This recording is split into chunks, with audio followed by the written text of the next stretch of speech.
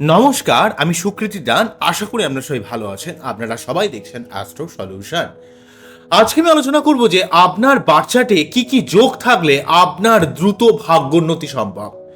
কিভাবে আপনার জীবনের ভাগ্যোন্নতির ক্ষেত্রে কোন গ্রহগুলোর বলবত্তা বা প্রতিকার করার একান্ত প্রয়োজন, এই নিয়ে একটা দীর্ঘ আলোচনা করে নেব।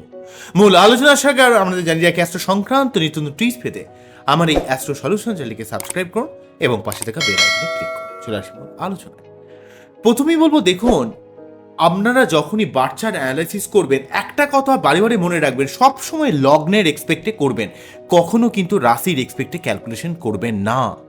যে সমস্ত মানুষেরা অ্যাকচুয়ালি আমার ভিডিও দেখছে, যারা অ্যাস্ট্রোলজি শিখতে চান, জানতে চান, প্রত্যেকে বলবো লগ্নের এক্সপেক্টে ক্যালকুলেশন করতে হবে।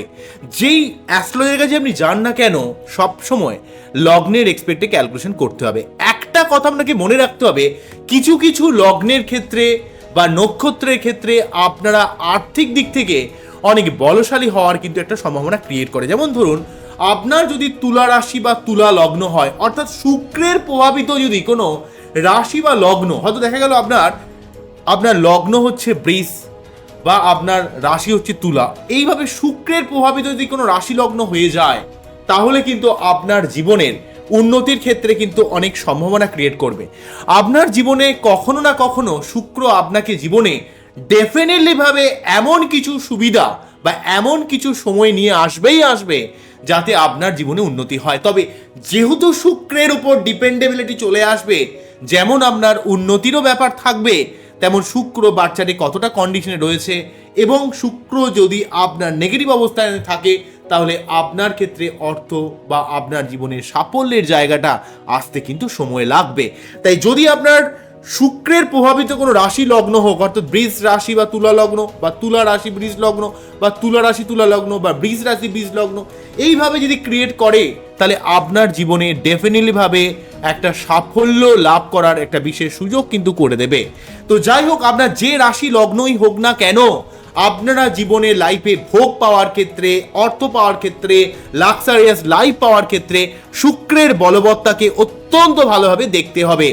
আপনার জীবনের অর্থ বা আপনার জীবনের সাফল্য লাভ করার ক্ষেত্রে শুক্রের বলবত্তা অত্যন্ত গুরুত্বপূর্ণ রোল প্লে করবে। আপনাদের কিন্তু এটা মনে রাখতে হবে। নেক্সট যে ব্যাপারটা বলবো, আপনারা জানেন যে লগ্ন, পঞ্চম, নবম এগুলোকে বলা হয় হচ্ছে কোন ভাব। সিমিলার ভাবে লগ্ন, চতুর্থ, সপ্তম, দশম এই ভাবগুলোকে বলা হয় কেন্দ্র ভাব। তাই আপনার বাচ্চাটে কেন্দ্রভাবে যদি কোনো গ্রহ থাকে, সেই গ্রহটা আপনার জীবনের উন্নতির ক্ষেত্রে বিশেষভাবে উন্নত রোল প্লে করবে। তাই আপনার বাচ্চাটে যেই গ্রহটা কেন্দ্রভাবে অবস্থান করছে, সেটা যদি কোনো নৈসর্গিক শুভ গ্রহ হয়, তার প্রতিকারের মাধ্যমেও আপনার জীবনে বিশেষভাবে আপনার ভাগ্যোন্নতি সম্ভব। যদি আপনার বাচ্চাটে এই লগ্ন, চতুর্থ, সপ্তম এবং দশমের মধ্যে কোনো শুভ গ্রহ অবস্থান করে, তাহলে আপনি জীবনে না কখনো আপনার অবশ্যই ভাগ্যোন্নতির যোগ তৈরি করবে। একটা কথা মনে রাখতে হবে, আপনার লগ্ন ভাব এবং নবম ভাব এই দুটো ভাবেও কিছু না কিছু গ্রহের প্রভাব বা দৃষ্টি কিন্তু একান্ত জরুরি। যদি আপনার লগ্নপতি নবম ভাবে চলে যায় বা নবমপতি লগ্নে চলে যায়, অর্থাৎ কোনোভাবে যদি লগ্ন নবমের সঙ্গে সম্পর্ক স্থাপন করে, তাহলে আপনাকে মনে রাখতে হবে যে আপনার ডেফিনেটলি ভাবে ভাগ্যোন্নতি সম্ভব। যেহেতু লগ্নপতি নবমে, মানে আপনার ভাগ্যকে স্ট্রং করে দিচ্ছে, বা ভাগ্যপতি লগ্নে, সেখানেও আপনার ভাগ্য কিন্তু স্ট্রং হয়ে যায়। যদি কারো বাচ্চাটে নবম ভাবে রবি, শুক্র, আপনার চন্দ্র বা ধরুন বৃহস্পতি, এই সমস্ত গ্রহরা অবস্থান করে, মেনলি ভাবে কিন্তু শুক্র বৃহস্পতি অবস্থান করা খুবই শুভজনক। শুক্র অবস্থান করলে কিন্তু আপনার অবশ্যই ডেফিনেটলি উন্নতি হবে। বৃহস্পতি অবস্থান করলে আপনার আধ্যাত্মিক ব্যাপার একটা থাকবে এবং আপনার ভাগ্যোন্নতিতে সর্বদা সাহায্য করবে। আপনার বাচ্চার যদি নবম ভাবে রবি থাকে, আপনার মান সম্মান প্রাপ্তি হবে, আপনার জীবনে গেইন হবে। এবং এই যদি আপনার নবম ভাবে যদি কোনো বুধ থাকে, সেখানেও আপনার একটা বুদ্ধির দ্বারা আপনি জীবনে অনেক কাজে সফল হবেন। আবার অন্যদিক থেকে যদি চন্দ্র থাকলেও আপনার কিন্তু একটা বুদ্ধি থাকবে। অর্থাৎ এই নবম ভাবে কোনো শুভ গ্রহের যদি প্রেক্ষা আপনি পান, এছাড়া যদি আপনার লগ্নের এক্সপেক্টে সেই গ্রহটা শুভ হয়, তাহলে আপনার জীবনে ডেফিনেটলি শুভ একটা প্রভাব কিন্তু পাবেন। আপনার বাচ্চাটে নবমপতি লগ্নে থাকে এবং যদি সেই লগ্নপতি যদি সেই নবম ভাবকের অধিপতিকে দেখে, অর্থাৎ নবমপতি লগ্নে এবং লগ্নপতি সেই নবমপতিকে দেখছে, এমন কন্ডিশন ক্রিয়েট করলেও কিন্তু আপনার ভাগ্যের উন্নতিতে দ্রুত সাহায্য করে। পৃথিবীর উপর যেহেতু রবি এবং চন্দ্রের একটা বিশেষ প্রভাব থাকে, রবি হচ্ছে আমাদের আত্মার কারক গ্রহ, তৃপ্তির কারক গ্রহ, প্রকাশের কারক গ্রহ, এবং চন্দ্র যেহেতু আমাদের ইমোশন বা মনের কারক গ্রহ, তাই পৃথিবীর উপর সব থেকে প্রভাব বর্তাবে হচ্ছে চন্দ্র এবং রবির। তাই আপনার জীবনে আপনি জীবনে সাফল্য লাভ করার ক্ষেত্রে যেমন মন মানসিকতা স্যাটিসফ্যাকশনের প্রয়োজন হয়, সিমিলার ভাবে আপনার আত্মা, আপনার জীবনে আলো, আপনার জীবনে উন্নতির ক্ষেত্রে রবির বলবত্তা অত্যন্তভাবে গুরুত্বপূর্ণ রোল প্লে করবে। তাই আপনাকে দেখতে হবে আপনার বাচ্চাটি রবি এবং চন্দ্র কোন অবস্থায় রয়েছে, এটা কিন্তু মনে রাখতে হবে। এই জিনিসগুলো কিন্তু আপনাকে অবশ্যই বাচ্চাটি খেয়াল করতে হবে। বাচ্চাটি অনেক কিছু দেখতে হয়, অনেক কিছু ক্যালকুলেশন থাকে। আমি সব থেকে জেনারেলাইজ ভাবে যেই জায়গাগুলো দেখা অত্যন্ত গুরুত্বপূর্ণ সেই জায়গাগুলোকে বলার চেষ্টা করছি। অন্যদিক থেকে কিছু নক্ষত্র রয়েছে যেই নক্ষত্ররা জীবনে ডেফিনেটলি ভাবে টাকা পয়সা পেতে পারে। যেমন ধরুন অশ্বিনী নক্ষত্রের মানুষেরা, তাদের জীবনে কিন্তু অর্থের একটা সুযোগ কিন্তু তারা জীবনে ডেফিনেটলি ভাবে পাবে। আবার ধরুন আপনার সাথী নক্ষত্রের মানুষেরা বা ভরণী নক্ষত্রের মানুষেরা, এই সমস্ত নক্ষত্র বা পুষ্যা নক্ষত্রের মানুষেরা, এই সমস্ত নক্ষত্রের মানুষেরা কিন্তু ডেফিনেটলি ভাবে অর্থের জন্য কোনো না কোনো সময় তারা কিন্তু অবশ্যই সুবিধা পাবে।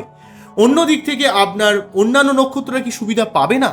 আমি কিন্তু ডেফিনেটলি ভাবে বললাম যে পুষ্যা নক্ষত্র, ভরণী নক্ষত্র, অশ্বিনী নক্ষত্র, সাথী নক্ষত্র, এই সমস্ত নক্ষত্রের মধ্যে একটা অর্থ ইনকাম বা জীবনে প্রতিষ্ঠা লাভ করার বিশেষ ক্ষমতা কিন্তু দেখতে পাওয়া যায়। তাই আপনার যদি এই নক্ষত্রগুলো হয় তাহলে আপনাকে অবশ্যই চেষ্টা করতে হবে, অবশ্যই লড়াই করতে হবে। অনেক দিক থেকে আপনি কিন্তু সাহায্য পাবেন। অন্য দিক থেকে আপনি জীবনে কতটা সাফল্য পাবেন সেইটা কিন্তু আপনার যেমন লগ্ন, আপনার 11th হাউস এবং নবম ভাব, এই তিনটে ভাবকেও কিন্তু অনেকভাবে দেখতে হবে। জেনারেলিভাবে মনে রাখতে হবে যদি আপনার বাচ্চাটি কোনো নেগেটিভ দোষ থাকে, যেমন ধরুন কালসর্প দোষ, গ্রহণ দোষ, অঙ্গারক দোষ, কামুক দোষ, এই সমস্ত দোষগুলো আপনার জীবনের উন্নতির পথে অনেক অন্তরায় হয়ে দাঁড়ায়। তাই এই সমস্ত নেগেটিভ দোষগুলোকে সঠিকভাবে তার পর্যালোচনা করা উচিত এবং সঠিকভাবে তার প্রতিকার করে সেই জায়গাগুলোকে ক্লিয়ার করে নেওয়া উচিত, যাতে আপনার এই সমস্যাগুলো লাইফে না আসে। জেনারেলিভাবে সবসময় যে আপনাকে স্টোনই পড়তে হবে, আপনাকে একবারে সব কিছু অনেক টাকা খরচ করেই করতে হবে তা নয়। অনেক কিছু প্রতিকার কিন্তু আপনি সেই গ্রহটাকে তার মন্ত্র পাঠ করার মাধ্যমেও করতে পারেন, সঠিকভাবে দান করার মাধ্যমে করতে পারেন। তাই কোনো রকম অ্যাস্ট্রোলজিকে কোনো ভয় খাবেন না।